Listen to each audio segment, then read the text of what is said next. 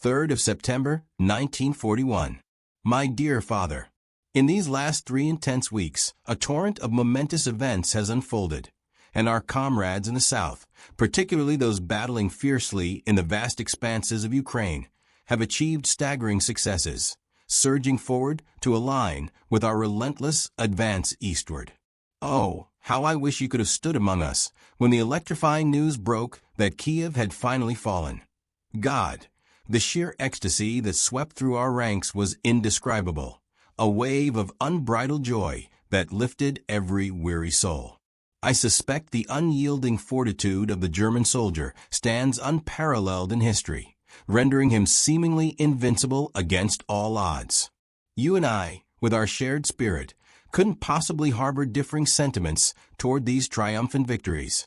They stir the same fierce pride in us both. I can vividly picture you at the helm of our outfit, inspiring us with your commanding presence and unshakable resolve. I'll cherish forever the moment when, for the first time, the crisp orders for battle rang out. Start the engines of your tanks.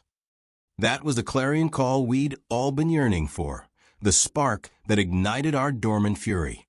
From that instant, we charged ahead with unbridled momentum, pursuing and shattering the enemy at every turn, in every shadowed ravine and open field we encountered.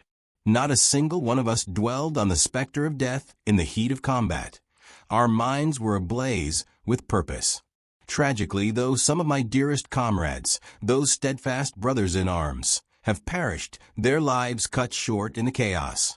Yet amid the grief, we all cling to that singular, unyielding resolve, to crush the enemy utterly and irrevocably. I witnessed grown men, hardened by endless marches, break down in tears upon losing their beloved tanks to enemy fire, machines that had become extensions of their very souls. And yet, in the very next breath, I'll never erase from memory how those same men, fueled by raw desperation and valor, hurled themselves at hulking Russian tanks armed only with rifles and grenades, their faces etched with grim determination. A nation like ours, forged from such indomitable men, men who embody sacrifice and unquenchable spirit, must endure eternally, a beacon for generations unborn. Mother penned me a heartfelt letter today, showering praise on my recent exploits and the honor bestowed upon me. Here's a glimpse of her touching words. My dear boy, as your devoted mother, I want to extend my deepest congratulations for the decoration you've earned as an honorable and valiant soldier, a testament to your courage amid the fray. When Mother expresses herself so profoundly, it reaffirms that our cherished ones back home hold unwavering faith in our sacred mission and lend us their full, unshakable support. That profound assurance means the world to us, the frontline warriors enduring the unrelenting grind. They mustn't voice complaints from the safety of hearth and home. Instead, let them swell with pride for what we endure on their behalf. After all, the fleeting life of any one individual pales into insignificance against the grand tapestry of history being woven in these crucible days, a saga of destiny that will echo through the ages. I extend my warmest greetings to you, with unbowed resolve. Germany, Sieg, Heil. 7th of September, 1941. My dearest wife, my little horsey. Another Sunday dawns, cloaked in a hush of solitude and quiet reflection, much like the countless others that blur into one another out here. Time, that relentless march, presses onward without mercy, and in its wake, we scarcely notice the subtle toll it exacts, each fleeting day etching faint lines of age upon us all. So here I find myself, ensconced in my tidy, immaculate tent, lost in contemplative reverie, the canvas walls a fragile sanctuary amid the wild unknown. The sun, ever capricious, has chosen this Sabbath to pierce the clouds, its golden rays caressing the tent roof with a gentle, warming embrace that stirs faint echoes of home. We've been encamped in this rugged, unforgiving land for fully 11 weeks now, and each dawn has unfurled a fresh chapter of unpredictability, moments of thunderous elation from our colossal victories that shake the earth itself, contrasted by the somber dirges for our fallen and wounded brethren, whose absence carves hollows in our ranks. Yet, threading through it all is an unshakable, honest pride that binds us, a fierce glow in our hearts. We are all steered by an unextinguishable beacon, a radiant guiding light that is our ironclad belief in ultimate victory, a faith so profound it renders the impossible within reach, fortifying our spirits against the tempests of doubt. The raw, visceral essence of war, experienced firsthand, overwhelms the senses like a storm-tossed sea, evoking a kaleidoscope of emotions during the frenzy of battle. Terror laced with exhilaration, sorrow intertwined with savage joy, all unfathomable in their depth and multiplicity. I've strived to capture these turbulent inner whirlwinds in a modest diary, intending to delve deeper into their layers upon my return, when the clamor fades and reflection can bloom. Through it all, I hold fast to the certainty that your boundless love envelopes me like an invisible shield, warding off the shadows that lurk in the night. 10th of September, 1941.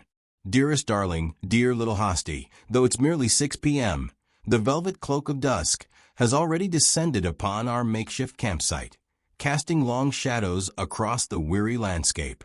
In scarcely an hour, the veil of night will fully envelop us, prompting our little band to reconvene around the flickering camaraderie of the campfire, where we'll lift our voices in harmonious strains of our cherished German folk songs, melodies that bridge the chasm between here and the Heimat, evoking laughter and shared memories under the indifferent stars. Yesterday, fortune smiled upon me with a rare chance to venture into the ancient city of Smolensk, a labyrinth of weathered stone and whispered histories.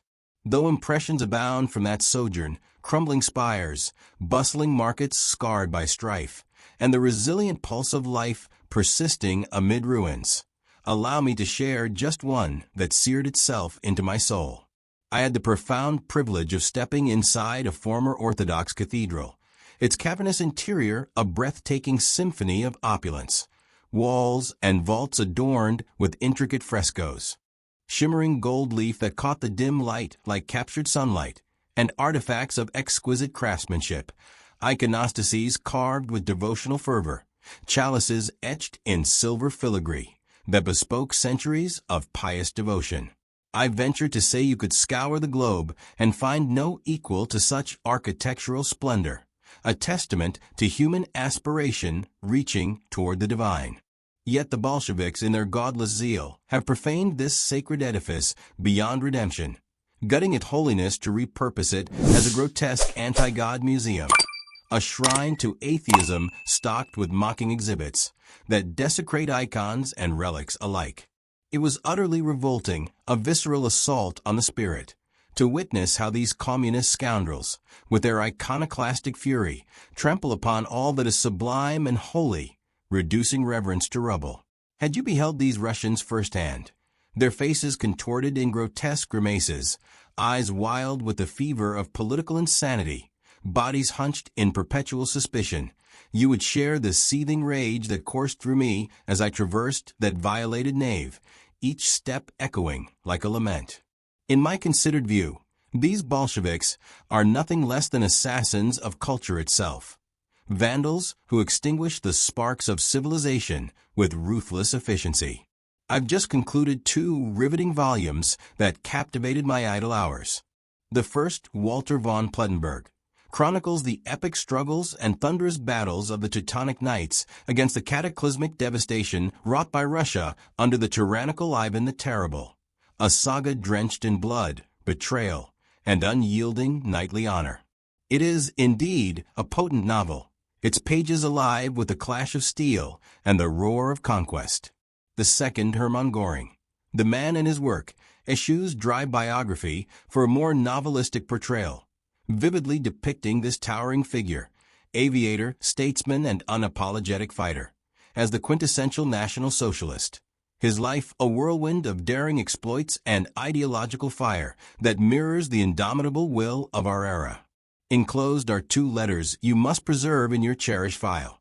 Peruse them at leisure, and they'll grant you an intimate window into the stark realities unfolding here, painting the canvas of our daily odyssey in vivid strokes. As darkness gradually unfurls its wings over our forested haven, enveloping the sentinel pines in inky repose, I yearn to serenade you softly, just for your ears alone.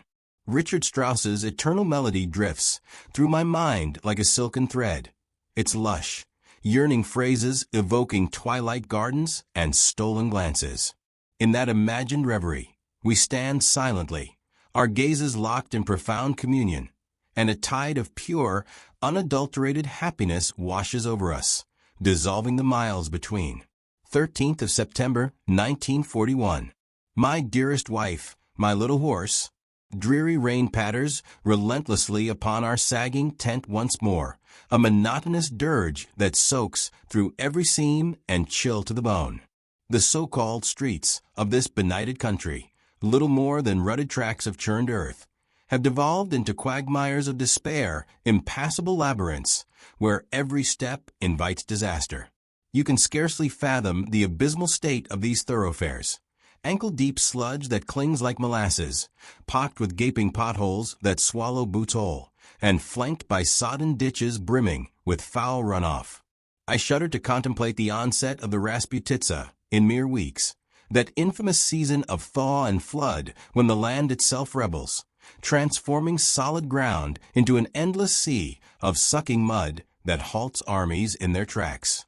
Since we've withdrawn for the immediate inferno of direct combat, our days stretch into pensive lulls, granting ample time to ponder our brothers in arms at the vanguard. Those resolute souls hunkered in waterlogged foxholes, their uniforms caked in layers of grime and clay, rifles clutched like lifelines as they peer through sheets of rain at the phantom enemy. Their unyielding tenacity, enduring such squalor without murmur, is a poignant emblem of the German soldier's innate courage and preparedness, a breed of men who thrive where others falter, their resolve as steadfast as the oaks of the Schwarzwald.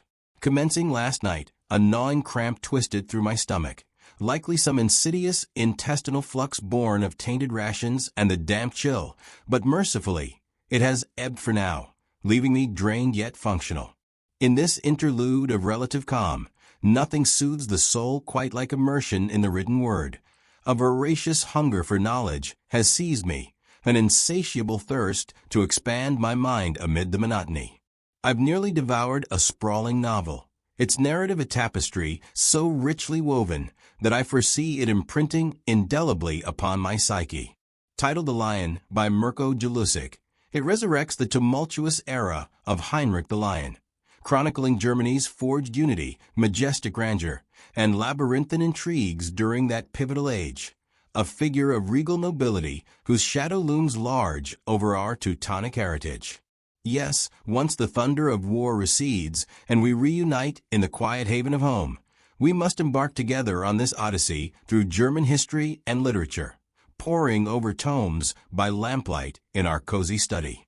I eagerly anticipate those enchanted evenings where our minds entwine in the realms of art and antiquity, our discussions sparking like flint on steel, each insight a bridge deepening our bond. Indeed, my dearest, our wedded life shall forever bristle with vitality, far from the stagnation that gnaws at the spirit.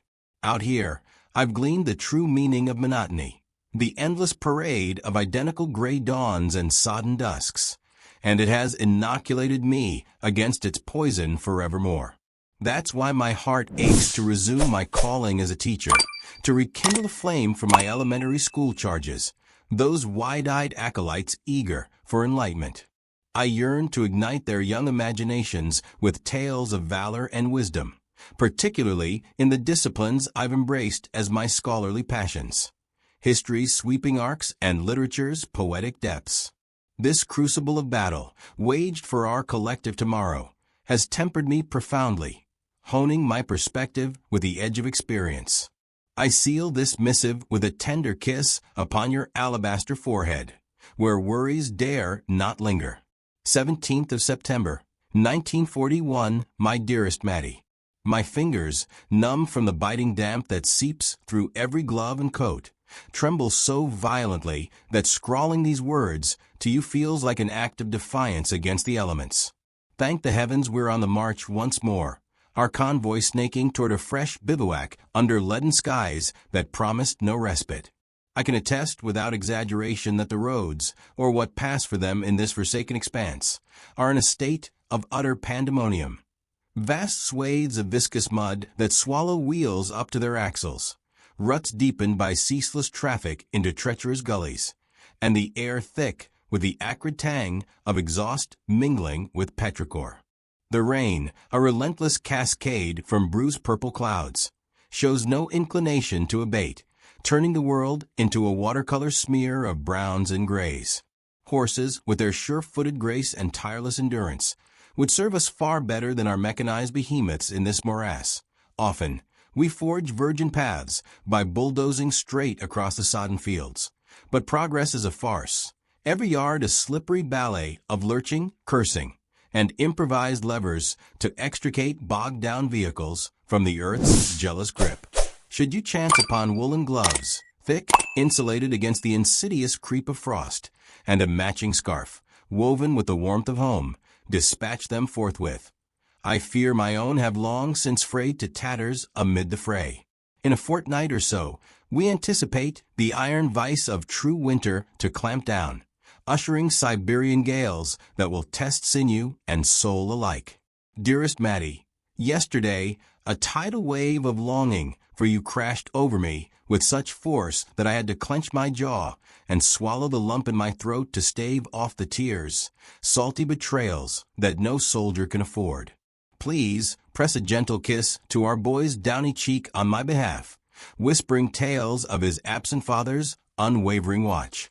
Our ancient German proverb, different people have different customs, rings hollow in this interminable, soul-sapping monotony of Russia, a land that defies variety like a curse. While it may illuminate the quirks of distant realms across our blue marble earth, here it crumbles to dust. This country, mirroring its inhabitants, exudes an eternal pallor of gray desolation, where color flees before the advance of uniformity. Everywhere the eye wanders, across barren steppes scarred by plow and poverty, into hamlets huddled like frightened beasts, there yawns nothing but abject want and unremitting misfortune. Indigence leers from every shadowed threshold. Thatched hovels sagging under patched roofs, windows devoid of glass staring like empty sockets, and the pervasive reek of unwashed despair hanging heavy in the air. The men, women, and children eke out existences of harrowing penury, their frames gaunt from meager harvests and hollow-bellied winters. Can you envision human souls, cradled in God's grand design, reared to subsist like feral creatures in burrows of filth? Just days past, in a moment of unguarded candor, I confided to a fellow soldier that even the humblest wildflower, swaying in the breeze of some sun-dappled meadow back home, basks in more radiant sunshine over its brief span, savors more nurturing care and fleeting joy than these wretches endure in their abbreviated lives. It is utterly inconceivable that our own precious child should draw breath in such a dehumanizing void, where aspiration withers untended. I dare say it's equally futile to implore a Russian peasant to conjure thoughts of beauty or nobility. Their world, a forge of brutality, hammers the spirit into submission. If only you could witness the grueling crucibles in which our victories are smelted, hand-to-hand clashes on slick, blood-muddied tracks under torrents that blind and chill, or assaults through veils of unending drizzle that soaks ammunition and morale alike. Then you'd grasp the superhuman grit that propels us. In those suspended realms where time dilates and space contracts to the width of a foxhole, the impossible becomes routine. Once this final cataclysmic clash subsides, a hard-won peace will mantle Germany and our enlightened Europe like a benediction, mending the fractures of war with threads of renewal. We, the sentinels of the front, cradle this fervent conviction in our bosoms like a talisman. You, in the sheltered embrace of a homeland, must nurture the identical flame of belief and buoyant hope. Through this shared covenant of the soul, the front and the Heimat fuse into an indivisible whole, a symbiotic force transcending the miles. This ethos must permeate the classrooms of today, where you, as shapers of our nation's tender youth, bear the noble charge in this era of trial and glory to immerse our children in the epic heroism of their sires and siblings, the thunder of treads, the clarion of charges that safeguard their tomorrows. I'd barter my weight in gold for a single day at the blackboard, facing my rapt pupils with tales drawn from this forge. A teacher, to truly kindle the spark, must brim with fervor, his passion a blazing hearth that draws the young moths inexorably. In such radiance, discipline flows unbidden, a natural tide. Trust me, the hard-won lore gleaned from this monumental crucible, the alchemy of fear into fortitude, loss into legacy, will elevate me as an educator, infusing my lessons with authenticity's fire. No doubt you're lavishing our son with the totality of your maternal devotion, as is his divine right as our shared miracle. Yet, when you step into the classroom's sacred arena, parcel that same ardor and zeal among your charges, igniting their latent potentials. Elsewise, surrender the mantle. Half measures dishonor the calling that I've awakened to the stark truth that our pedagogical vocation, especially in this watershed epoch and the resurgent dawn after, summons true idealists, souls alight with purpose. To wield it masterfully demands wholehearted immersion. Perfunctory efforts yield barren soil. I pray all fares smoothly in our domestic haven, with nary a cross word to mar the peace. Ever bear in mind us, your vanguard on the front, who shield you with the currency of our very lives if exigency demands. When that solemn duty anchors your thoughts, even the pettiest domestic squabbles, those ephemeral frictions between kin, shrink to insignificance, mere ripples on a greater sea. Enfold our child in a fierce embrace, and bestow upon him the kisses I ache to deliver myself. 26th of September, 1941. My dear father, it dawns on me that your posting lies far more remote than my initial reckoning suggested. A vast gulf separating our fronts like an unbridgeable chasm. Weeks have slipped by without a whisper from you. Perhaps you were ensnared in the colossal key of encirclement, that maelstrom of maneuver and mayhem where divisions danced in deadly ballet, precluding even the scratch of pen on paper. If indeed you stormed those blood-soaked fields, rest assured our tank battalion will spar with yours for the laurels of that triumph, our steel steeds roaring in emulation of your feats. Praise be, I've been issued a gleaming new Panzer, its hull unscarred and engine purring with predatory promise. My crew and I chafe at the leash, primed to erupt into motion, our veins thrumming with the itch to reaffirm our mettle in the crucible of combat.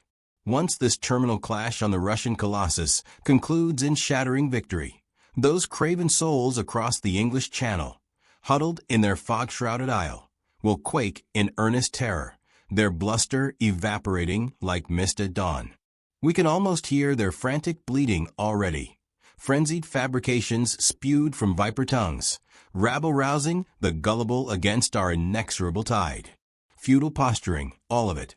When the German sword descends in righteous fury, those British knaves will reel from wounds that fester deep. My God, you cannot fathom the incandescent pride swelling in our breasts for our fatherland, nor the poignant pangs that assail us as we conjure its verdant allure. The whispering forests alive with birdsong, sun-kissed meadows rippling like emerald seas, crystalline lakes mirroring azure skies, and majestic mountains cloaked in eternal snow, sentinels of our unyielding spirit. Let me clasp your hand in salute. Germany, Sieg, Heil. 9th of October, 1941.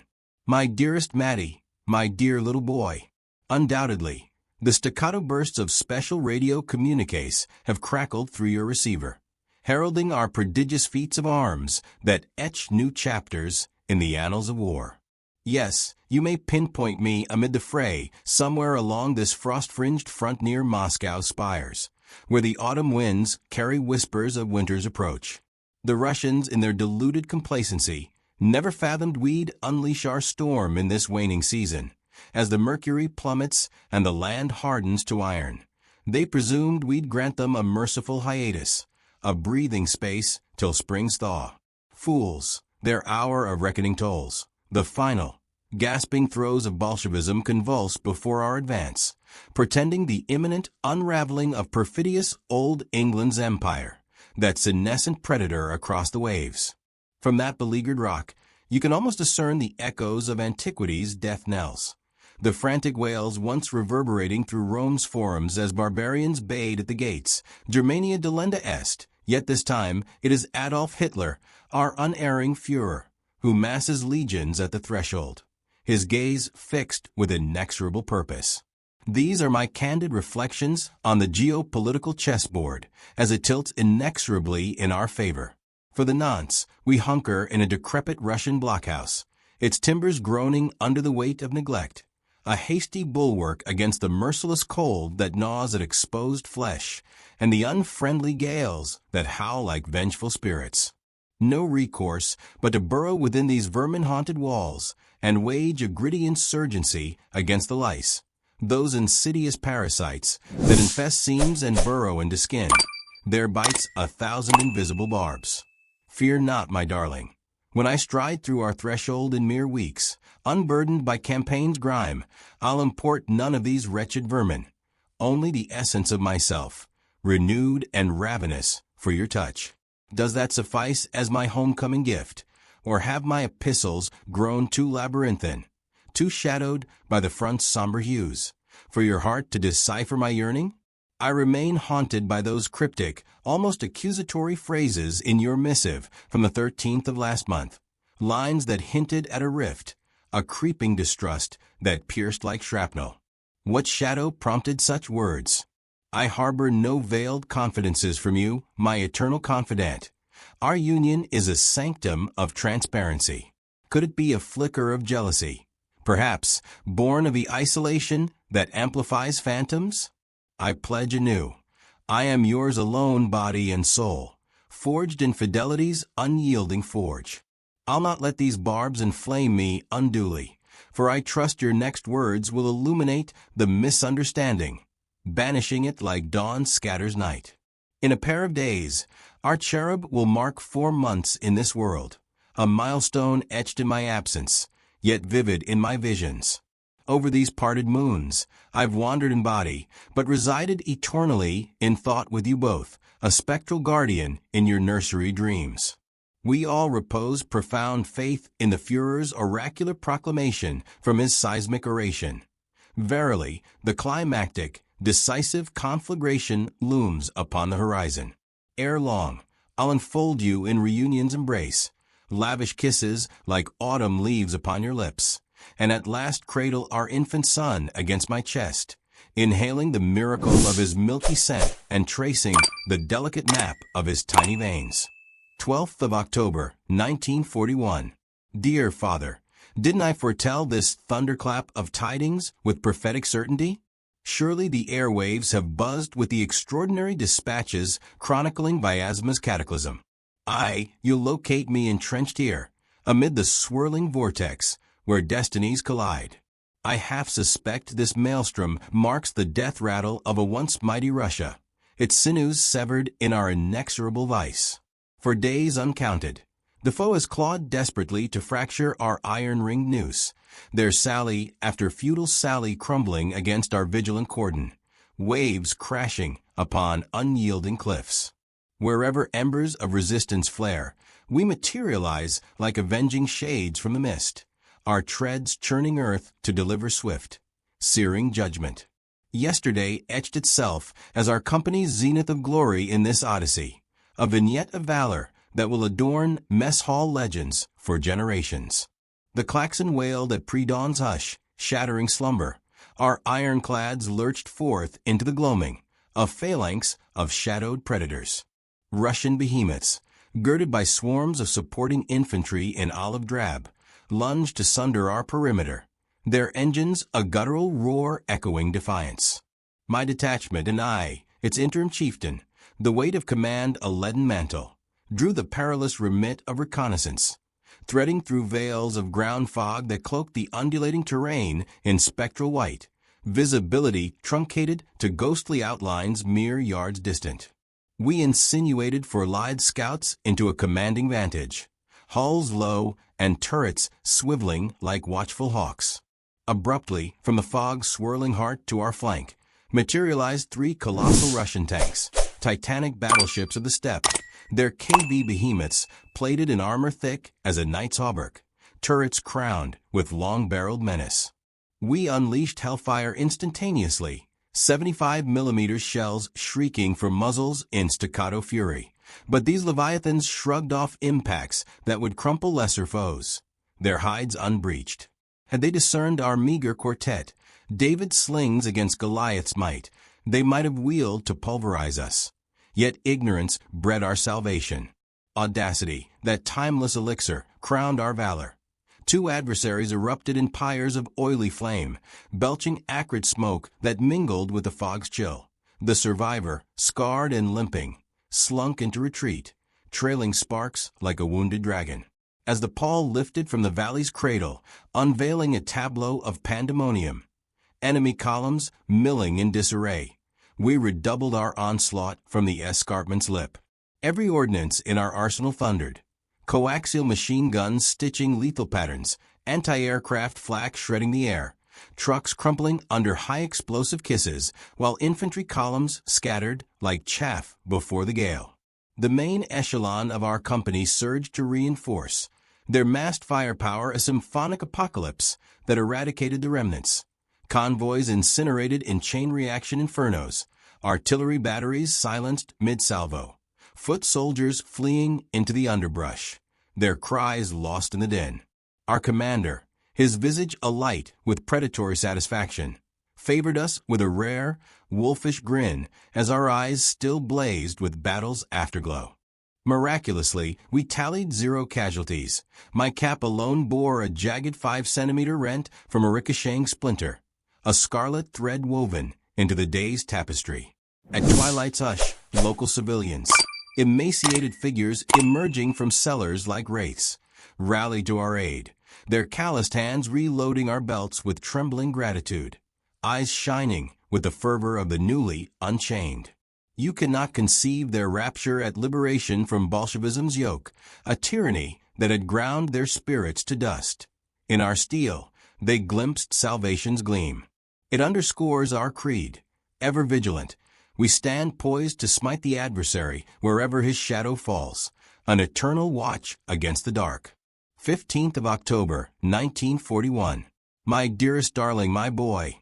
It snows with quiet insistence, fat flakes pirouetting from a bruised firmament to mantle the scarred earth in pristine white. A virginal shroud veiling the crimson libations it has so voraciously imbibed over months of carnage, from the sun-baked dust of summer to this crystalline hush. My valiant young comrade, Roland, that bright spark with his infectious grin and unerring marksmanship, succumbed yesterday to grievous wounds sustained in a savage clash, his life ebbing on a field medic's cot amid the reek of iodine and despair. Why must fate exact such tribute now, when triumph's horns blare so near, the end a tantalizing mirage on the horizon? We, the battle-calloused, steel ourselves against lament. No leisure for eulogies when duty's lash cracks. We cinch our helmets tighter, the leather creaking like resolve, and steel our hearts for retribution, a burning vow to avenge our slain with redoubled ferocity, each fallen brother a whetstone for our blades. The Vyazma cataclysm is crested, its gory crescendo claiming the Bolsheviks' vaunted elite formations, those crimson banner phalanxes shattered like brittle ice under hammer blows.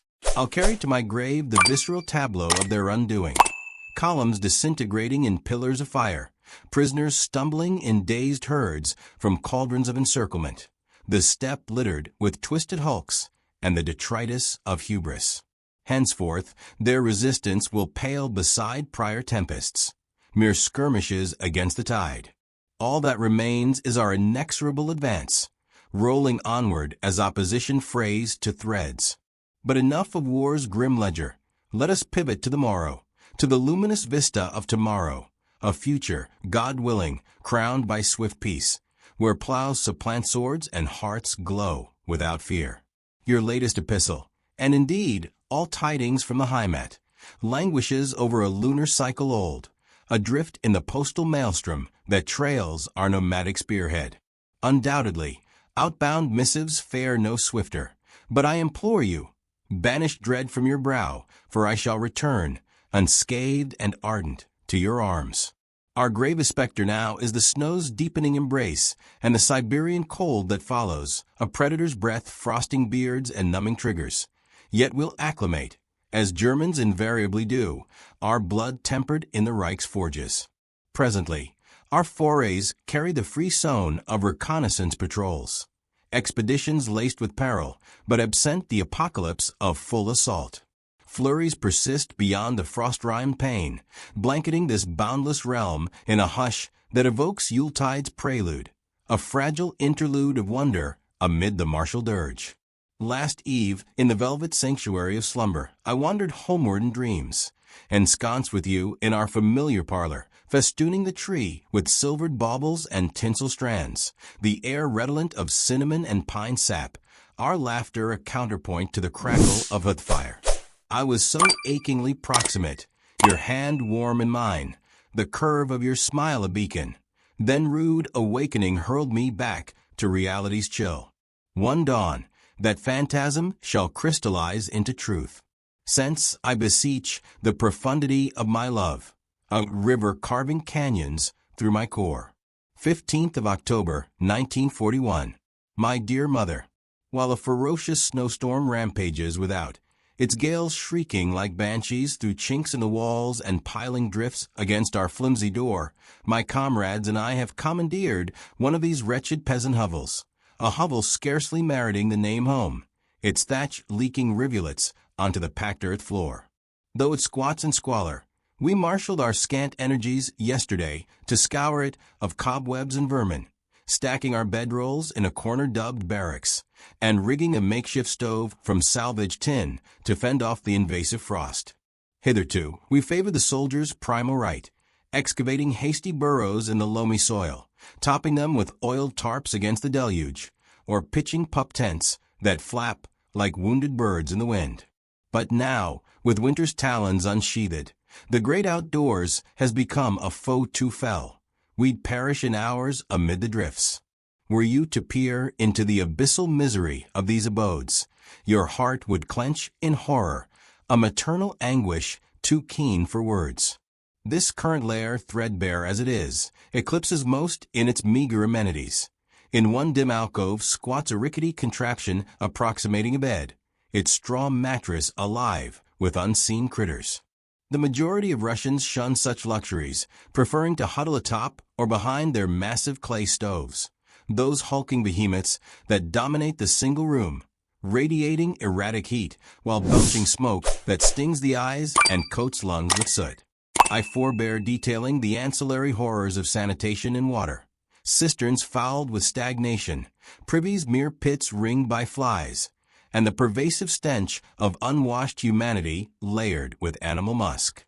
Suffice it that rudimentary hygiene is a myth here, a luxury bartered away in Bolshevism's grim ledger. Our solemn mandate has been twofold: to wage unrelenting war upon the foe, and to unshackle the world from this pestilent communist blight, a contagion that festers in the marrow of nations. In epochs yet unborn, when tomes chronicle this epoch, the globe shall render eternal gratitude to the Germans and our adored Führer for the salvific triumphs forged in Russia's frozen heart, deliverances that severed the Hydra's heads. We, the vanguard of this emancipation crusade, shall one day recount those tempests with heads held high, our souls alight with boundless pride and ineffable jubilation, badges of honor etched in memory's steel. That's my allotment for today. I dispatch my affections across the leagues. 20th of October, 1941. My dearest darling, my little happy boy. Gazing outward through the grimed slit of our bunker, one might swear I penned this amid the witching hour's pall, but a glance at my battered wristwatch reveals the prosaic truth. Merely 8:30 in the evening. Twilight has devoured the day hours ago, as winter's grip hastens vespers in these northern latitudes, shrouding the world in an premature shroud of indigo. Moreover, Rain has recommenced its spiteful tattoo upon the sagging roof, an unanticipated thaw melting the nascent snowpack into a treacherous slurry of brown slush and viscous mud that clings to boots like leaden manacles. We propel our vehicles athwart the fallow fields, gouging profound furrows that scar the earth like accusations, our tread slipping on ice-slicked furs or embedding in quagmires that demand Herculean toil to escape, shouts of exertion mingling with the grind of gears and the profane oaths of mechanics elbow-deep in mire. We've forfeited all reckoning of chronology. Days dissolve into a nebulous haze, dates and hours mere abstractions in the ledger of survival. The pallid dawn's gray seepage through our bunker's arrow-slit casements signals rebirth, while the precipitate gloom that engulfs us shortly after trumpets encroaching night, a diurnal carousel of limbo, monotonous as the tolling of a distant bell. Interlaced within this rhythm sprawls an interminable tedium, the landscape a desolation of stunted birches like skeletal sentinels, vast steppes barren save for wind-whipped grasses, and hamlets of daub and wattle hovels that huddle against the gales. Absent our martial imperative, to strike, to conquer, to etch our will upon the map, we devolve into listless shades, our intellects atrophying in the void. Now acclimated to this alien terrain after moons of immersion, we perceive with crystalline clarity why the communist demagogues found fertile soil here, a populace adrift in penury, ripe for the venom of agitprop that promised bread but delivered chains, systematically toxifying minds with dialectical poisons until hope curdled to apathy. We've idled in this morass for days, a limbo punctuated by desultory patrols and rationed rumblings. If only literature could pierce the isolation, we've exhausted our dog-eared magazines a dozenfold, pored over faded photographs until faces blur, dissected crossword grids ad infinitum for scraps of diversion, only to repeat the futile rite. Preserve these dispatches of mine, I entreat. Upon repatriation, they'll serve as palimpsests, evoking the raw quintessence of this realm and its denizens, souls warped by idiocy into vessels of ice. The air here chokes with oppression, a miasma of mold and manure that clogs the throat. Their domiciles are sepulchres of despair, airless vaults where light fears to tread.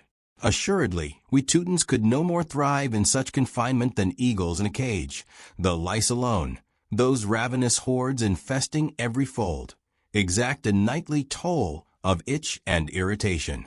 The hour wanes, yet I crave to append a billet due to mother.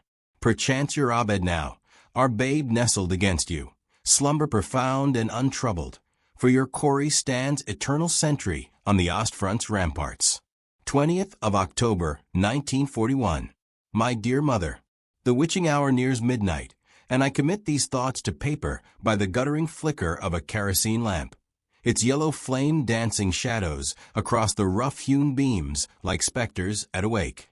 Tonight, guard duty claims me, a solitary vigil that, for all its isolation, bestows the boon of introspection, time to commune with one's musings amid the night's profound hush, undisturbed by the baroque snores or jests. At this belated juncture, my reveries drift inexorably homeward, alighting upon you with the tenderness of a falling leaf.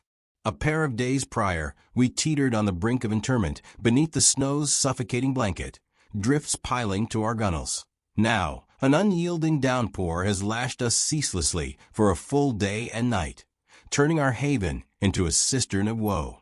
Should you but once cast eyes upon this blighted dominion, its populace a parade of hollow-cheeked apparitions, landscapes a monochrome wasteland of mud-choked furrows and skeletal woods, you'd shake your head in incredulity, a tableau of pity and revulsion. During our inaugural true freeze, folks still shuffled barefoot through the hoarfrost, their soles calloused to leather.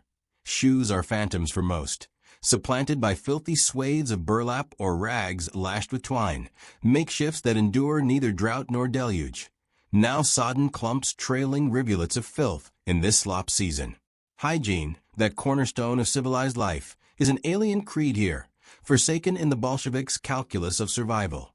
Bodies go unscrubbed, hair matted with grime, and ailments fester unchecked in the fetid closeness.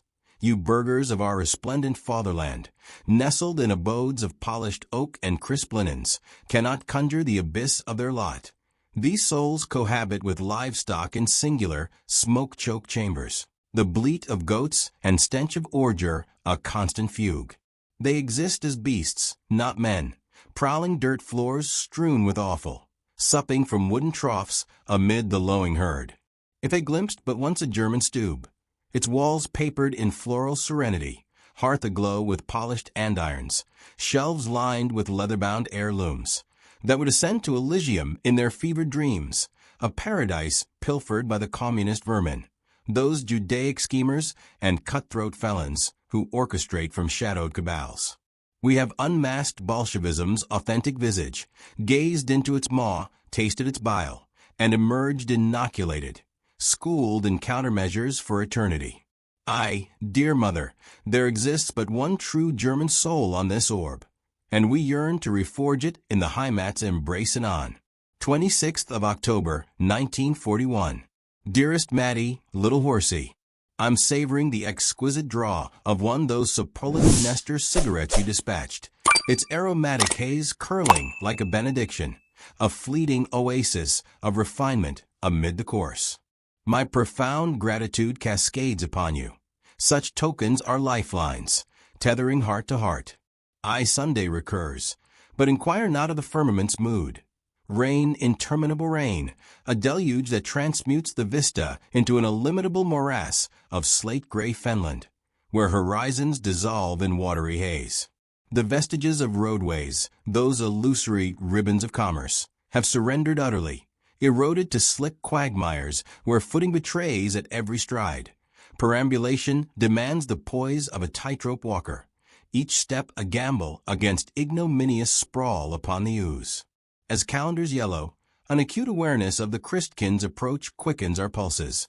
Doubtless, we'll observe the nativity in martial guise out here, erecting a scraggly fir amid the bivouac, its boughs hung with pilfered tinsel and dog tags as baubles, caroling hymns that mock the chill with warmth.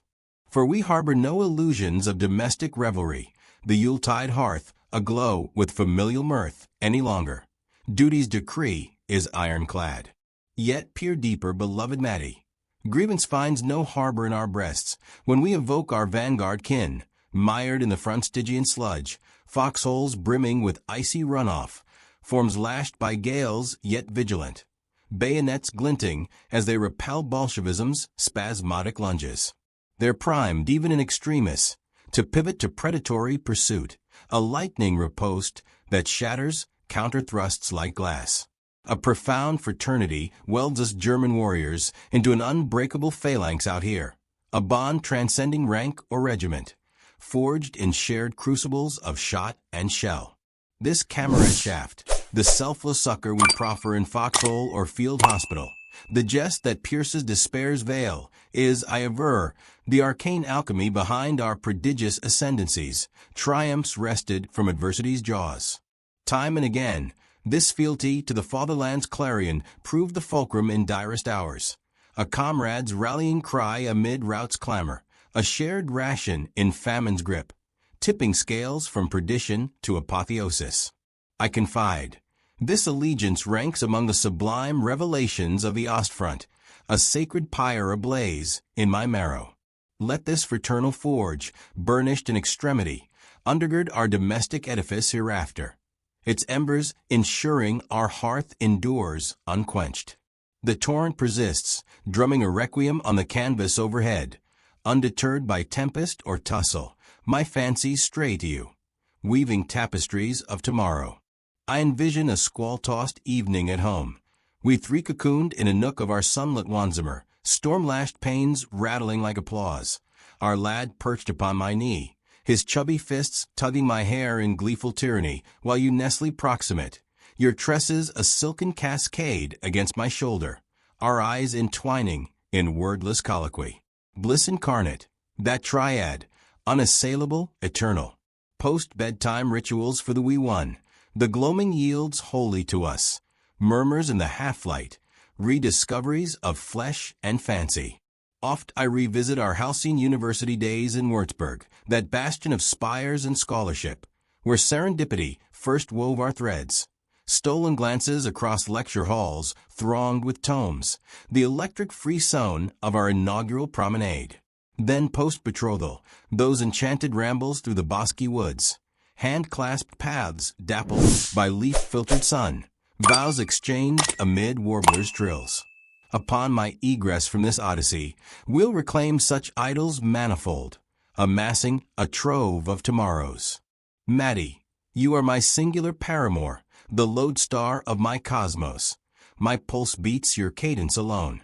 I enfold and adore you across the void. 1st of November, 1941. Report on the defensive battle of Vyazma. Penned by Sergeant Carl Fuchs. The pincer maneuver, encircling our forces around Vyazma's strategic nexus, consummated with surgical celerity. A blitz of such velocity that the Soviets reeled in stupefaction, bereft of opportunity to extricate their trapped legions from the noose's fatal cinch. Our tank echelon received mandate to buttress a motorized battalion entrenched upon the western escarpments, a bulwark of resolute Teutons who clung to those heights with the tenacity of lynxes defending a crag, repulsing wave after wave amid the thunder of artillery and the staccato requiem of machine guns. On the 1st of October, 1941, an abrupt dawn reveille, that shrill clarion piercing the pre-dawn hush, wrenched us from fitful repose anew. The Ivans essayed yet another forlorn bid to rupture the perimeter, assailing the infantry with frenzied abandon. Within heartbeats, our panzers mobilized, churning across dew-kissed meadows, splintering copses of underbrush in a symphony of splintered timber, converging upon the beleaguered salient like hounds to the huntsman's horn. Enemy armor materialized on the mist-shrouded horizon, heavy behemoths lumbering through the fog's call. The 2nd Platoon, my command, a quartet of steel-clad predators, assumed the vanguard of reconnaissance, tasked with reconnoitering and neutralizing the incursion to safeguard the infantry's tenuous perch. The ridges, those vital vertebrae of our line, shuddered under a maelstrom of inbound shells, geysers of earth fountaining skyward, mingled with the chatter of Maxims scything the air. In ceaseless radio communion with a foot soldier's command post, we insinuated forward incrementally, stealth incarnate, akin to huntsmen quartering a thicket for elusive quarry, treads whispering over tussock and rime. A pallid ground fog, thick as curdled milk, constricted sightlines to phantasmagoric vignettes, the world reduced to smears of gray and green. Abruptly, from the nebula's roiling flank to our right, a titanic Russian tank coalesced, a monstrous apparition, its silhouette a leviathan forged in foundry hells. Vanishing ere we could fully register its bulk, only to re-emerge as a wraith in the vapor. At minimum, we'd ascertained its vector. With predatory caution, we shadowed the behemoth, engines idling to murmurs. Then a zephyr's caprice rent the fog's tapestry, unveiling our quarry in stark relief.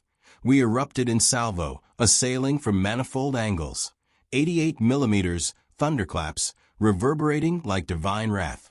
Lucidly, we traced our projectiles' kisses upon its carapace, sparks blooming like iron flowers. Yet the colossus persisted unscathed, its plating a bulwark impervious to our ire. We signaled headquarters in clipped urgency, engaged with superior Soviet armor. Request augmentation. 2 adversaries veered from our fusillade, plunging into an adjacent Dell's embrace, swallowed by terrain. The remnant endured our orchestrated barrage, shells pummeling its flanks in relentless cadence until, harried and holed, it wheeled in craven flight, belching exhaust like a routed fiend. Aurora then sundered the mist, bathing the vale in merciless clarity. A panorama of pandemonium unfurled below. Enemy echelons in disordered profusion, armor milling amid the haze. From our eyrie upon the acclivity, we prosecuted the offensive with unsparing zeal, ordnance orchestrating a requiem, treads pulverized, turrets sundered, until 7 juggernauts smoldered in ruin or laid derelict, crews fleeing like rats from a pyre. We transmuted positions with fox-like guile, eluding the enemy's salvos, craters blooming where we'd tarried instants prior. whilst confounding their reckoning of our numbers.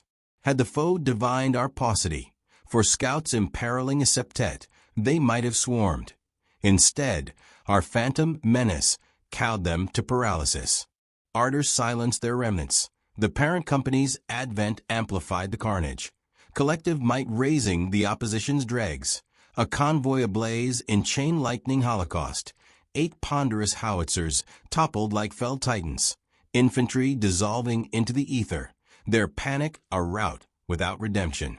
Our foot soldiers, dust-caked avatars of endurance, hailed us with fraternal roars, clasping forearms in the melee's afterglow. The echelon coalesced, a phalanx refreshed and resolute, primed for edicts anew. 4th of November, 1941. Dear Father, your epistle, materializing today after a veritable epic odyssey. 6 weeks in postal limbo, battered by censors and couriers, brings balm to a parched soul. At last, intelligence of your welfare. My intuition proved prescient. You are embroiled in Kiev's vortex, that symphonic encirclement where panzers pirouette in death-dealing arabesques, devouring divisions in steel maws. No doubt you scoured the melee's detritus for my silhouette in vain, as I mirrored your quest amid Vyazma's thunder. It seems fate pits us in amiable rivalry for ever grander exploits. Our lineage's legacies intertwined in this grand opera of arms. Never before have we smote the Slav with such annihilating precision. Cauldrons of catastrophe, where armies evaporated like dew under noonday sun. The Muscovites, cocooned in their delusions of respite ere winter's truce, could scarce credit our audacity. Their reveries of hibernation shattered by our Führer's inexorable calculus. I'm persuaded the adversary's vertebral cadres lie in irreparable shards, pulverized beyond reconstitution. And once more, our supreme commander vindicates to the spheres the German Lancers' transcendent prowess, feats defying mortal ledger in this clime's caprice. In the tranquil vespers, when cannonade lulls to echo, we invoke those luminaries extinguished for our hallowed Teutonic ethos, ghosts who haunt our foxholes with spectral valor. Your sagacious father, their sacrifice endures imperishable, none more poignant than my boon companion, Lieutenant Prusner, with whom I'd cleave joy from jubilation and sorrow from setback across 2 arduous annums. The chill loam entombs him now, yet his essence pulses in my veins, a perpetual lodestar. Parallels assail me, the uncanny refrains in our parallel odysseys, echoes of your great war vigils in mine. Presume you'll decamp to the Heimat swifter than I. Tender my salutations to my progeny. Steward the heart's harmony. Interim, we mount eternal ward. I clasp your hand in martial fraternality. Sieg Heil. 4th of November, 1941. My dearest wife, my little horsey. Twilight descends anew, and I etch these sentiments in the kerosene lamp's tremulous nimbus, the sole sentinel against encroaching sable. My mates slumber in orchestrated symphony. Inhalations deep and rhythmic, a chorus of exhaustion's repose, leaving me solitary architect of the hush. This ambience, steeped in introspection's balm, suits epistolary craft. Before me, upon the scarred trestle, ticks a diminutive timepiece, its inexorable metronome a talisman against reverie's drift, cueing the guard's diurnal shift with punctilious chime. Unperturbed by global tempests, it meets minutes into hours, weeks into moons, annums into epochs. We mortals, perforce, await the unveiling of futurity, ensnared in anticipation's web. Oft I fantasize commandeering time's reins, fast-forwarding to that rapturous juncture when embrace eternalizes, sundering separation's chain forevermore. Yet, perchance, Providence's edict, barring such chronal larceny, proves merciful. The impatient would accelerate to annihilation's brink, devouring epochs in gluttony. Then, what recourse but retrograde reversal? I'm grateful for nature's immutable statutes, impervious to our meddlesome whims. Thus, we navigate destiny's current, patient pilgrims charting unseen shoals. Should commerce yield woolens, socks plush as cloud, undergarments woven against the frostbite's kiss, procure without demur. Their advent would kindle joy's hearth in this glacial exile. In your dispatch of October's 13th, you evoked anew our fledgling heir. I scarce credit his maturation. He props upon the settee's arm, a miniature sovereign surveying his domain with imperious gaze. Dearest Maddie, what cosmic largesse to sire such a jewel, sturdy of limb, bright of eye, the very distillation of our mingled essences. Bide till my egress. I'll ensconce him in arm's cradle, reluctant to relinquish, crooning lullabies in low German burr. Fancy his astonishment at my sable Panzer livery, the leather's gleam, the iron crosses stern allure, his tiny digits questing epaulets like uncharted continents. Duty summons. I must perambulate the perimeter, torch probing umbras for saboteurs or strays, the night's chill a scalpel upon exposed nape. Each nocturnal sortie, I pivot westward, straining for your silhouette on the star-pricked vault. Then, in fancy's alchemy, I bridge the gulf, bestowing kisses like meteor showers, my longing a comet's tail streaking the void. 5th of November, 1941. My dear Maddie, 1,000 mercies for that enchanting billet doux arriving today. Its pages a portal to balm. Permit me to preface, far from irked, I'd erupt in conflagration were not restraint my creed. The scribe of such barbs is an impostor to my ken. Incredulity grips me that you birthed those thorns. Initially repatriation tempted, but resolve prevailed. Dissection demands retort to sundry calumnies. Extract your antecedent missive, juxtapose with my rejoinders. You'll discern wholesale misconstrual. Therein I merely averred. Should pedagogy Paul abdicate sans compunction, devoting wholly to our scion's nurture. Never impugned your vocational ardor, that flame you kindled in academia's groves, nor presumed to catechize your didactic arts. Whence this vitriol spring? Henceforth, I'll temper rhetoric's flourish for high-mat dispatches, less great. Perchance we validate idealism in this sublime expanse's daily forge, amid melee's minuet. Futurity spares you frontline dispatches, the soldier's visceral ledger. Finally, my pedagogical aspirations post-bellum? Your purview it ain't, madam. Evidently, some occult vexation festers unbeknownst. Absent that, such splenetic prose eludes. Presume you'll relinquish lectern if Reichsmark suffice. Proceed if delusion beckons. Nay, Maddie, such fiscal saber-rattling sways me not. You've not what a buffoon. Deem yourself obdurate? My granite eclipses yours. How dare you decry belittlement of your travails, deeming them ephemera? This epistle crowns injustice's pantheon. You avow unaltered affection, paradoxical chaff. Daily absurdities assail here sans domestic garnish. Fret not. Hereafter, importunities for specie, smokes, or script cease. Self-reliance my mantra. Yet your coda gleams truest. Solace and devotion to one who smirks that Russian hibernation's rapture, our heir thriving fatherless. Those barbs lacerate profound. Apathy's veneer, perchance? Paramount, your effulgence burgeons, allure undimmed. Thus concludes my litany. Erstwhile vows forswore bickering. Today's screed profanes that pact. I tender oblivion, reread, concede my riposte imperative against onslaught.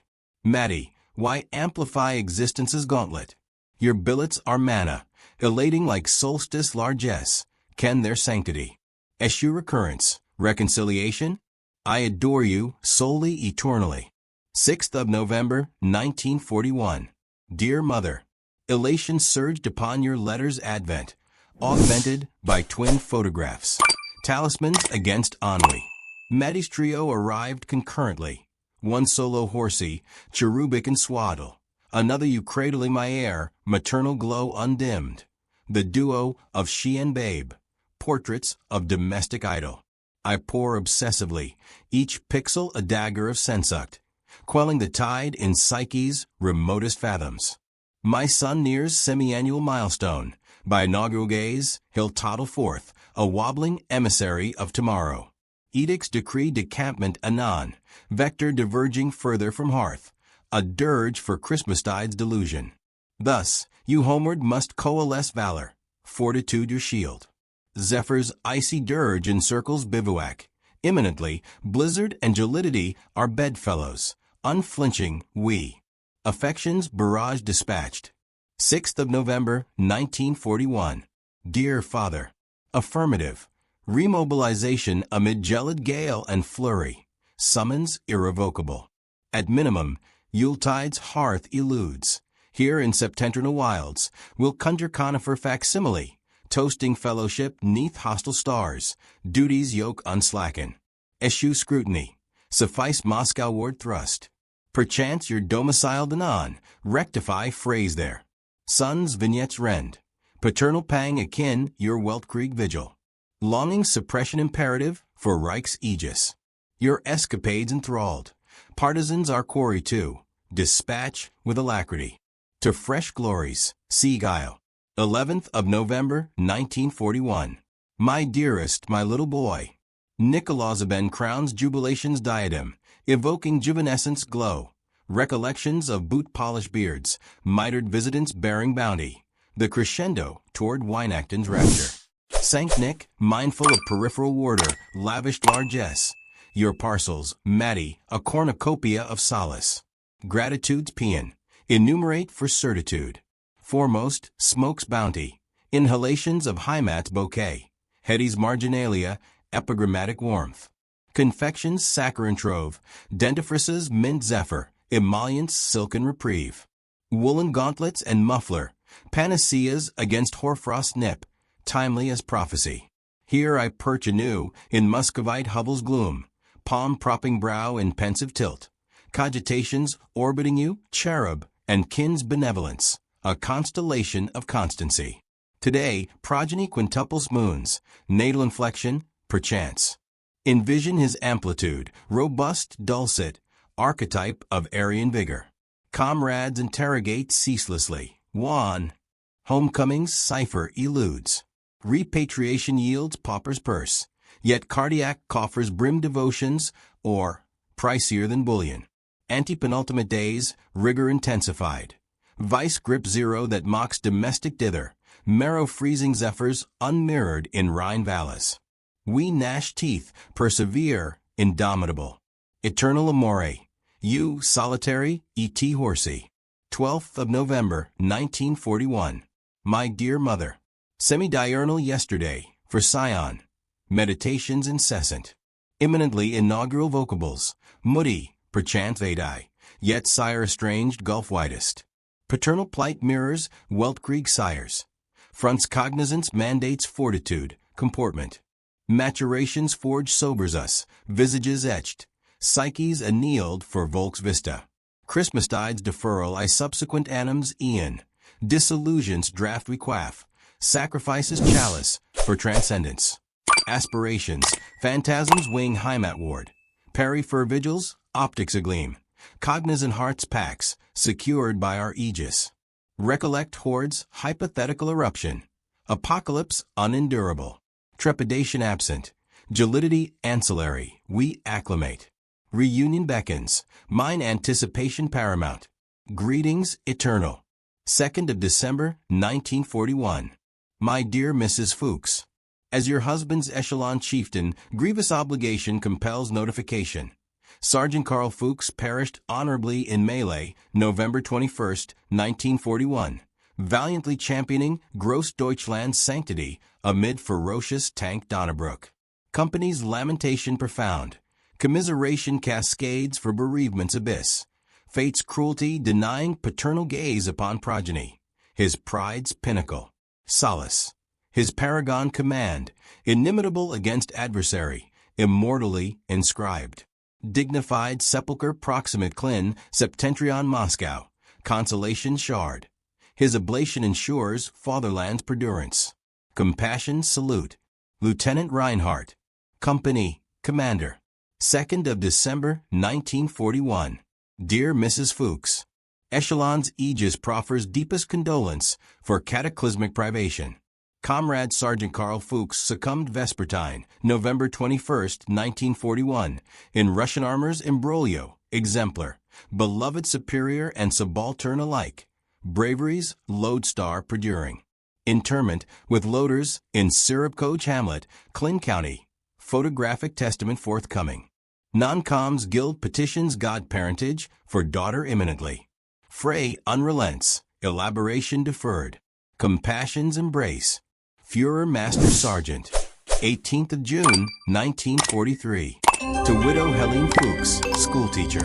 Enclosed, silver tank assault insignia merited by Sergeant Carl Fuchs. Unit's honor dispatches this to fallen comrade's widow. Signed, Major.